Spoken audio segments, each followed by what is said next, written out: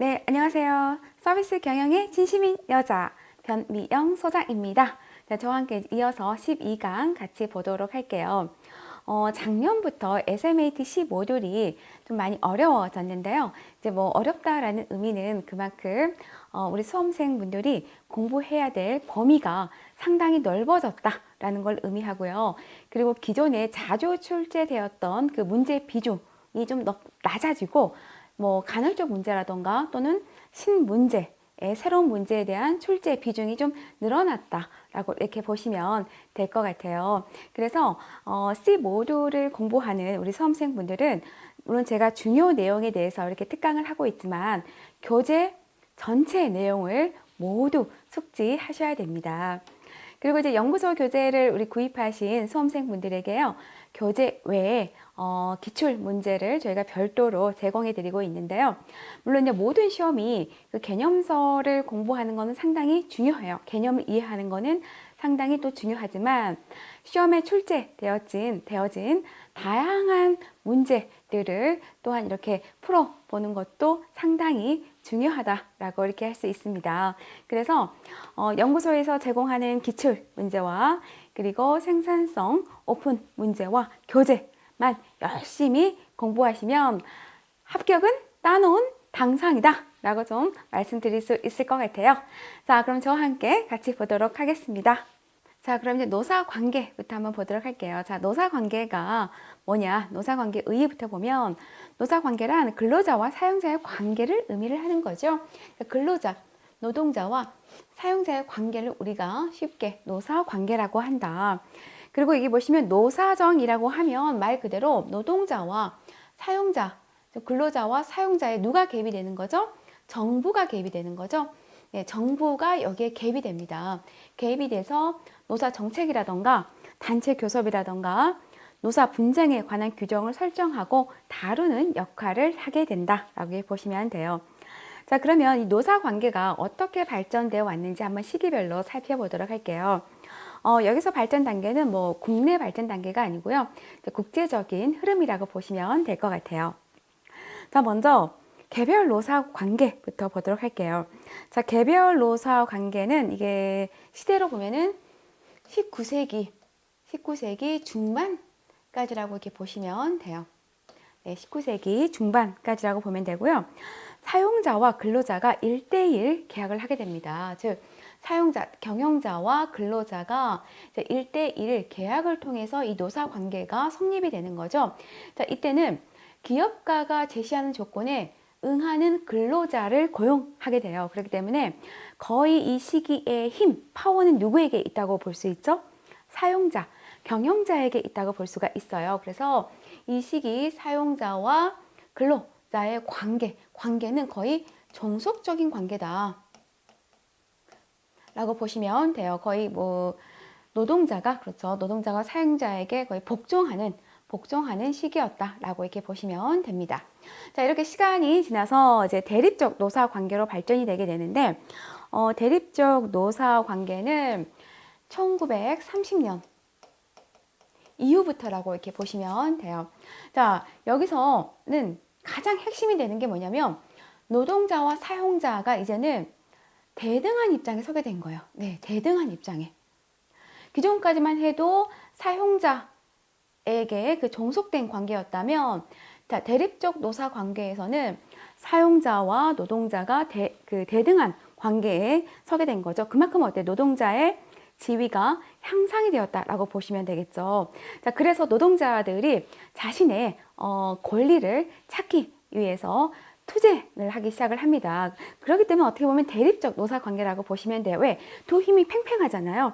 팽팽하기 때문에 한쪽이 자신의 권리를 찾기 위해서 투쟁하는 시기였다라고 보시면 돼요. 그럼 뭘 투쟁했을까요? 우리가 일한 만큼 임금을 올려달라. 바로 이 시대에는 분배 문제가 바로 핵심의 쟁점으로 떠올랐다라고 이렇게 보시면 돼요. 자, 이렇게 해서 이제 시간이 지나서 협력적 노사 관계로 이렇게 발전하게 되는데요. 시대는 1990년대 이후부터라고 좀 보시면 될 것 같아요. 1970년대 70년대 이후부터라고 이렇게 보시면 돼요. 자, 이때는 그 전까지만 해도 대립적이었다가 갑자기 확 협력적으로 뭔가 변화되었죠. 물론 변화되는 데는 변화된 이유가 있겠죠. 이유가 있는데 그 이유는 여기 보시면 이제 대량 생산 체제에서 이제 미국이죠. 미국의 대량 생산 체제. 아무래도 이제 여러분들 그 컨베이어 벨트 알죠? 컨베이어 벨트 방식의 포드 시스템이라고 이해하시면 돼요. 그리고 일본식 생산 제도, 뭐 일본식 생산 제도라고 하면 이 시기에 일본의 품질 향상 운동이라고 보시면 됩니다. 산업이 전환하는 시기에 이 협력적 노사 관계가 이루어집니다. 이때는요, 그 뭐라고 해야 국제적으로 경쟁이 상당히 심화된, 상당히 치열한 시기였어요. 그래서 이 노사가 이제는 우리가 이 으르릉 걸어서만 안 되겠다. 뭐부터 기업부터 우리가 먼저 살려놓고 봐야겠다. 이 경쟁이 치열한 이 시기에 기업부터 살려놓고 봐야겠다. 그러면서 노사가 협력을 하게 된 거죠. 왜냐하면 기업이 망하게 되면 어떻게 돼요? 노동자도 거리에 앉게 되잖아요. 그래서 이때는 국제 경쟁 체제 하에 기업의 생존이죠. 생존을 위해서 노사가 공동으로 운영하는 것을 강조하는 시기였다라고 보시면 돼요. 그래서 이게 이제 몇 번 시험에 출제가 이렇게 됐었죠. 그래서 각각의 그 의미들을 여러분들이 좀 이해를 하시면 좋을 것 같아요.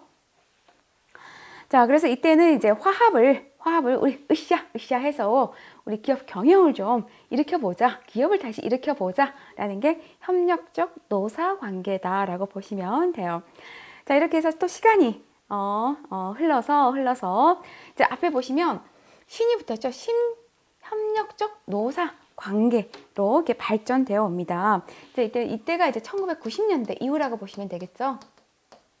1990년대 이후인데 이때 가장 큰 주요 포인트가 뭐냐면요. 바로 이때까지만 해도 노사 관계는 노와 사가 주체였어요. 근데 여기에 누가 개입을 한다면 바로 국가, 정부가 이제 개입을 하기 시작하는 거예요. 그래서 노사 관계에 국가가 개입을 해서 이 노사 관계에 대한 문제를 해결하려고 했다라고 보시면 돼요. 근데 이제 이 전까지만 해도요. 이 전까지만 해도 어떻게 보면 그 기업 노사라던가 또는 기업에 초점이 맞춰져 있다면 신협력적 노사 관계일 때는 어디에? 국민 경제 관점에서 이 노사 문제를 인식을 하게 됩니다. 좀 더 포괄적인 넓은 그 개념에서 개입을 하게 된다. 국가가 개입을 하게 된다라고 이렇게 보시면 되겠죠. 그래서 이 신협력적 노사 관계는 국가가 개입해서 거시적인 관점에서 이 문제를 해결하려고 했다라고 이렇게 보시면 돼요. 그래서 이 발전 순서와 각각의 의미들을 꼭 숙지하시면 좋을 것 같아요. 자, 그럼 이제 노동조합부터 보도록 할게요. 자, 노동조합의 정의부터 한번 살펴보면, 자, 노동조합은 누가 주체가 되는 거죠? 네, 노동자가 주체가 되는 거예요. 노동자가 주체가 되어서 자주적으로 단결해서 뭐를 하기 위해서 만든 거냐면 이 노동자의 근로 조건 유지와 개선, 매우 중요한 키워드입니다. 그러니까 노동조합, 여러분들이 노동조합 하면 딱 같이 떠올려야 되는 게 바로 이거예요. 근로조건의 유지와 개선을 위해서 만들어진 게 노동조합이구나 라는 거를 좀 연계시켜서 보시면 돼요. 유지 개선, 그리고 기타 노동자의 뭐 경제적, 사회적 지위 향상을 목적으로 만들어진 단체다라고 보시면 돼요. 그래서 노동조합은 사용자와 노동자가 대등한 위치, 종속적 위치는 아니죠. 종속적 위치 이건 아니에요. 대등한 위치에서 노동력에 보다 나은 조건을 실현시키려는 의도에서 형성된 거다라고 이렇게 보시면 돼요. 자, 그러면 노동조합이 갖고 있는 그 기능을 한번 살펴보면 크게 네 가지 기능이 있는데 시험에서는 이렇게 출제가 돼요. 뭐 노동조합의 기능으로 해당되지 않는 것은 그렇기 때문에 여기 있는 큰 항목을 여러분들이 다 숙지를 하셔야 되고요. 또한 각각의 그 의미까지도 여러분들이 숙지를 하셔야 됩니다. 이해를 해 주셔야 되고요. 하나하나 살펴보면 자, 먼저 경제적 기능을 좀 먼저 보도록 할게요. 자, 경제적 기능을 수행하는데 경제적 기능은 말 그대로 가장 기본적인 종업원의 직원, 네, 경제적 이익과 권리를 추구하는 기능이다. 그래서 뭐 임금 수준을 인상한다던가 또는 뭐 근로 조건을 개선한다든가 이게 속하는 거죠. 다음은 이제 공제적 기능을 보도록 할게요. 자, 공제적 기능은 말 그대로 노동자가 질병이라던가 재해, 사망, 실업 등이 발생했을 때 상호부조죠. 상호부조 이제 키워드라고 보시면 되겠죠. 상호부조하기 위하여 기금을 설치하고 상호 공제하는 활동을 하는 게 이 공제적 기능입니다. 다음에 이제 정치적 기능은 노동관계법을 비롯한 법률 제정이라던가 개정을 위해 노동자가 누구와 협상을 하는 거죠? 네, 정부와 사회단체를 대상으로 협상하는 기능이 바로 이 정치적 기능이에요. 그래서 뭐 최저임금제라던가 또는 노동시간 단축이라던가 또는 환경오염 방지 등이 될 수 있겠죠. 그래서 이런 것들은 어때요? 뭐 최저임금제라던가 환경오염 방지라던가 노동시간 단축은 솔직히 노사 간에 이루어지지 않아요. 거의 대부분 어때요? 여기에 정부가 개입되게 되는 거죠. 정부가 개입되게 된다라고 보시면 돼요. 그래서 이번에 뭐 정권이 바뀌었잖아요. 정권이 바뀌면서 손을 댄 부분이 어디예요? 바로 최저임금제 그리고 노동시간의 뭐 단축 이런 부분에 대해서 좀 말들이 많이 이렇게 오고 가고 있잖아요. 이런 것처럼 이 정치적 기능은 노사 관계를 좀 벗어나서 정부가 좀 그 정부의 역할이 좀 많이 큰 기능이다라고 이렇게 보시면 됩니다. 다음에 이제 교육 및 문화적 기능이 있습니다. 이거는 근로자들의 지적 능력 향상과 의식 수준의 향상을 위한 활동을 도모하기 위한 기능이다라고 이렇게 보시면 돼요. 그래서 4가지 기능 꼭 숙지를 해두세요. 자, 다음은 이제 단체 교섭 보도록 할게요.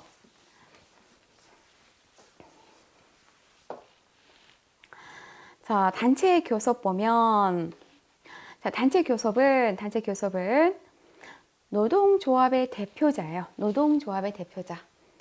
네, 노동조합의 대표자가 그 조합원을 위하여 사용자 단체와 단체 협약 체결 및 기타 사항에 관하여 교섭하는 걸 의미를 하죠. 그래서 노사 간에 그 노사 대표자가 대등한 위치에서 아까 말씀드린 것처럼 근로자의 임금이라든가 근로조건 이게 어떻게 보면은 단체 교섭의 키워드라고 보시면 돼요.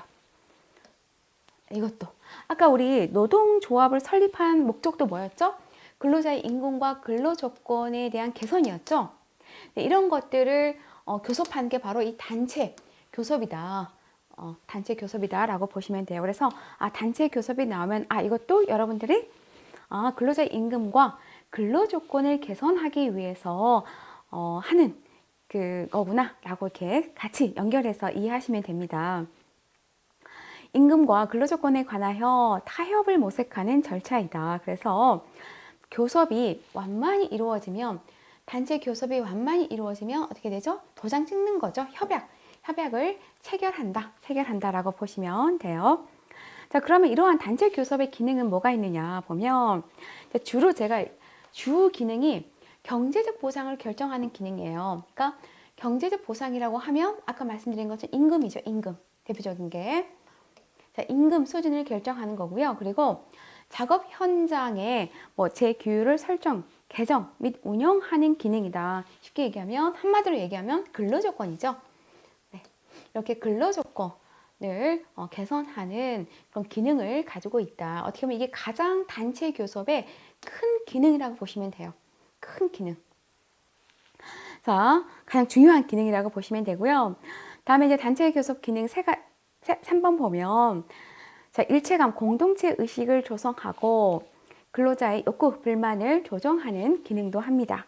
그리고 노사 분쟁을 해결하는 수단의 기능도 하고 협약 유효 기간 중 협약의 종료나 개시에 발생하는 그 분쟁을 해결하는 수단의 기능을 한다라고 이렇게 보시면 돼요.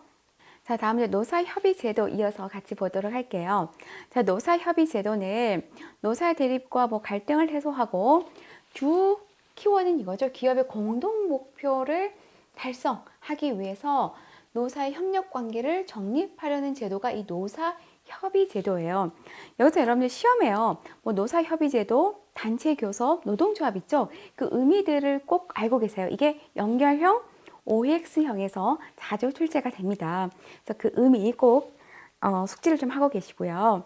자, 그러면 노사협의제도, 특히 이제 이 부분이 좀 많이 나오겠죠? 그러니까 이게 중요한 키포인트니까.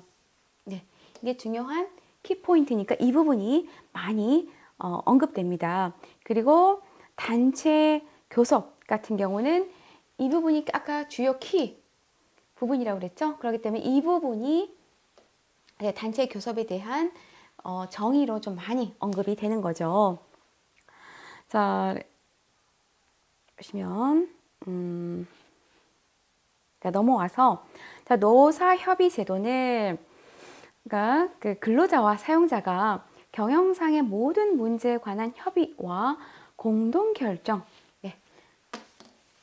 경영상의 모든 문제에 관한 협의와 공동 결정을 공동 결정 또는 근로자의 복지 증진과 고충 처리 등을 위한 공동 협의 기구이다라고 보시면 되는데, 우리 수험생분들이 공부를 할 때 좀 많이 헷갈려 하는 게 이 단체 교섭하고요, 노사 협의 제도에 좀 많이 헷갈려 하는 것 같아요. 좀 구분 지어서 설명을 해드리면, 단체 교섭 같은 경우에는 노동자예요, 노동자. 노동자의 권익을 위해서 교섭하는 기능이라면, 쉽게 얘기하면 노동자의 임금 수준이라던가 근로조건을 위해서 교섭을 하는 게 단체 교섭이에요. 단체 교섭이라면 이 노사협의제도 있죠? 노사협의제도는 경영상의 모든 문제를 다루기 위해서 노동자와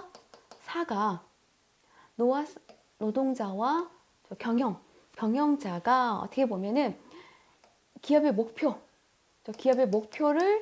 달성하기 위해서 협의하는 제도다라고 이렇게 보시면 됩니다. 좀 이해가 되셨죠? 그래서 단체 교섭은 노동자의 권익만을 다루는 거라면 이 노사협의제도는 좀 더 광의의 개념이라고 보시면 돼요. 이거 약간 협의의 개념이라면 노사협의제도는 좀 더 광의의 개념으로 경영상의 모든 문제에 대해서 노와 사가 협의하는 그 기능이다. 제도다라고 이렇게 보시면 돼요.